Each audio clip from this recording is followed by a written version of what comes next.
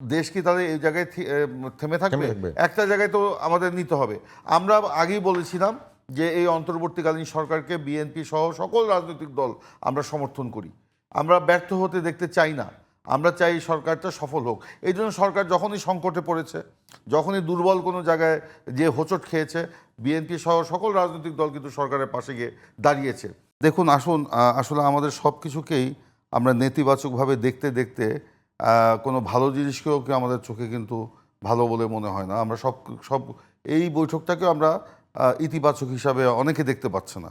তো সেটা কিছু সংক্রমিত হয়েছে মিডিয়াতেও আমরা দেখতে পাচ্ছি যে সারা দেশ না, শুধু বিশ্বের গণতান্ত্রিক মহল এই লন্ডনের যে বৈঠকটাকে তারা স্বাগত জানাচ্ছে এবং দেশে যে একটা নির্বাচনের প্রশ্নে, গণতন্ত্রের রূপান্তরের প্রশ্নে এবং সংস্কার, বিচার এবং নতুন বাংলাদেশ গড়ার প্রশ্ন একটা হঠাৎ করেই যে অচল অবস্থার সৃষ্টি হয়েছিল, একটা যে স্থিতি অবস্থা চলে গিয়েছিল, সেখান থেকে এই বৈঠকটা কিন্তু একটা টার্নিং পয়েন্ট এবং সেখান থেকে ঘুরে দাঁড়িয়েছে। তো এটাকে ইতিবাচক হিসাবেই দেখা উচিত এবং ক্ষুদ্র ক্ষুদ্র সব ছিদ্রগুলো আমরা অনুসন্ধান যদি না করি, তাহলে কিন্তু আমরা এটাকে ইতিবাচকভাবে দেখলে দেশের ভালো হবে, জাতির ভালো হবে, গণতন্ত্রের ভালো হবে।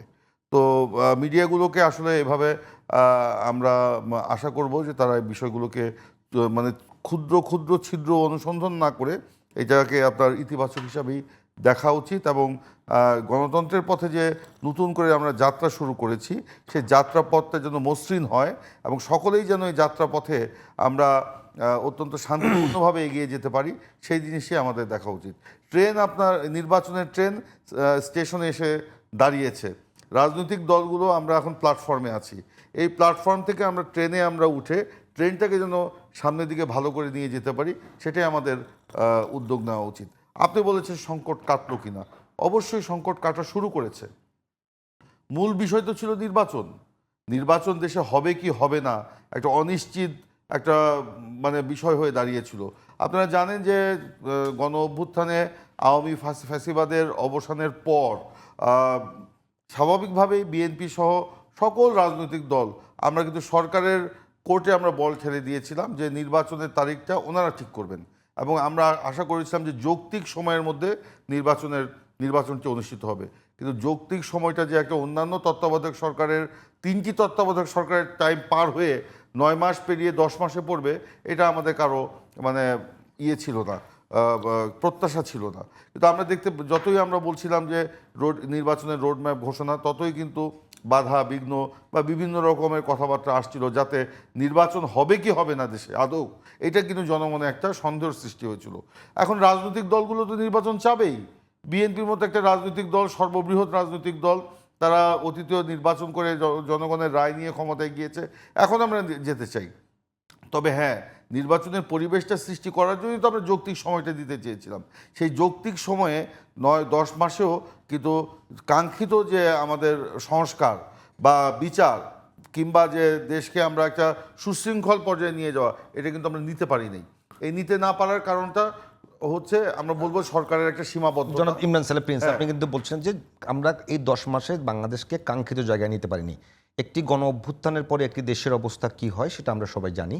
তো এখন সেখানে অনেকগুলো প্রতিষ্ঠান থাকে, রাষ্ট্রীয় প্রতিষ্ঠান না থাকে, সেগুলো ঠিক করতে হয়, সেগুলোকে কারেকশন করতে হয়। আপনারা কি মনে করছেন যে বাংলাদেশে এখন এই সরকার এখন পর্যন্ত সংস্কার করে রাষ্ট্রীয় প্রতিষ্ঠানগুলোকে এমন পর্যায়ে নিয়েছে যে সুষ্ঠু নির্বাচন সম্ভব? আমাদের প্রস্তুত ওই জায়গাতেই 10 মাসে কেন সেই জিনিসগুলো করা সম্ভব হলো না?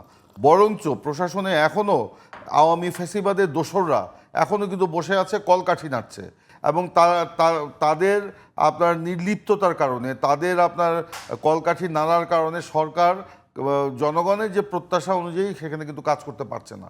আমাদের তো প্রথম থেকেই বিষয়গুলো ছিল যে প্রস্তুত ছিল।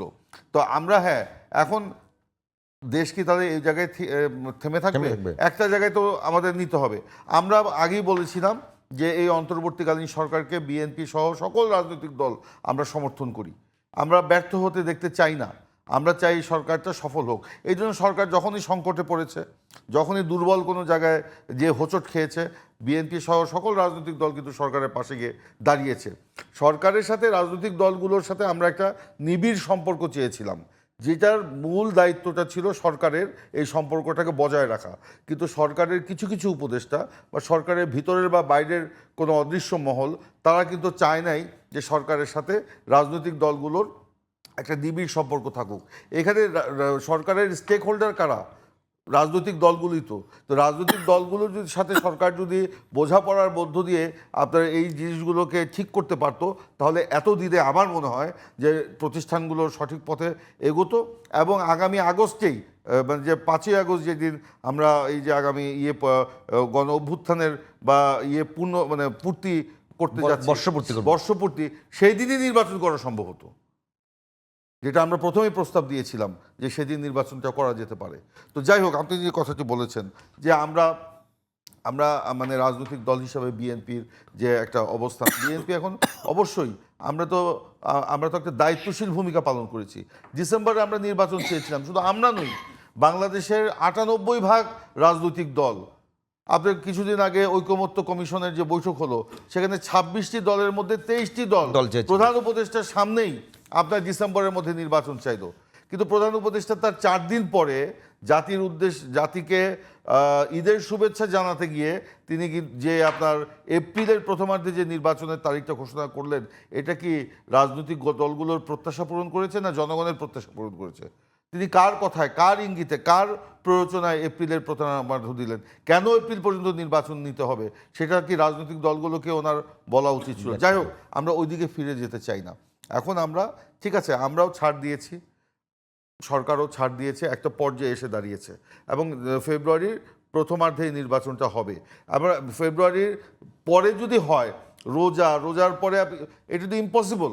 রোজার মধ্যে গিয়ে কেউ নির্বাচনী প্রচারণা চালাতে পারবে? সম্ভব? আপনার রোজার দিনে এমনি ঢিলাঢালা একটা ভাব, সেহরি খাওয়ার পরে মানুষ ঘুম থেকে উঠে 10টা 11টায়, উঠতে জোহরের নামাজের আজান দিয়ে দেয়, জোহরের নামাজের পরে আপনার শুরু হয় ইফতারের আয়োজন, ইফতারের পরে হয়ে যায় তারাবির পরে সবাই ক্লান্ত, সেহরি খাওয়ার জন্য শেষ রাতে উঠে। তো সেখানে কে আপনার নির্বাচনের জামাডোল নিয়ে এগিয়ে যাবে? এটা কি সম্ভব?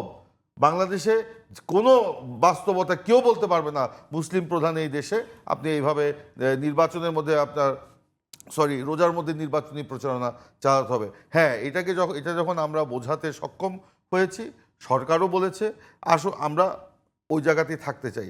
এবং যেটা বলেছেন, যদি আপনার এর মধ্যে আমাদের এই যে সংস্কার এবং নির্বাচনের প্রস্তুতির আমরা একটা মানে দৃশ্যমান অগ্রগতি, উল্লেখযোগ্য কাঙ্ক্ষিত অগ্রগতি, সেটা আমাদের সকলকে নিয়েই করতে হবে। রাজনৈতিক দলগুলোকেও সহযোগিতা করতে হবে, সরকারকেও খোলা মন নিয়ে রাজনৈতিক দলকে আস্থায় নিয়ে এই কাজগুলোর ক্ষেত্রে তাদের অংশীজন করতে হবে।